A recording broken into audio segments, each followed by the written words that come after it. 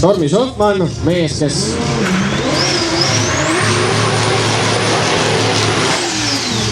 auto mitte ei ole Fast and Furious värvides, vaid on ka Fast and Furious 300 võimekus on olemas, see on juba ka tõestatud eelmise aasta põhjal.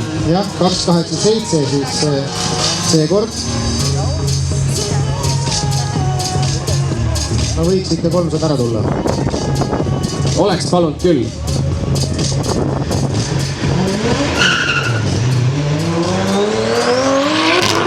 No, põilad pihku nüüd. Hemi V8 Ameerika auto.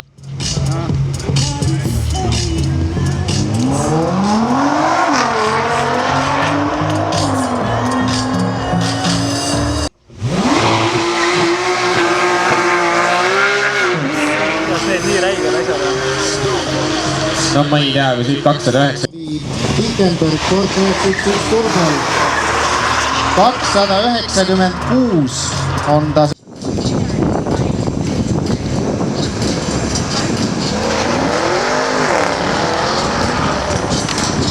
Jahil purunes kardaan ja Aleksandr Lomeiko, kes sõitis 338 kilomeetrit tunnis, temal ei vasta enam rehvid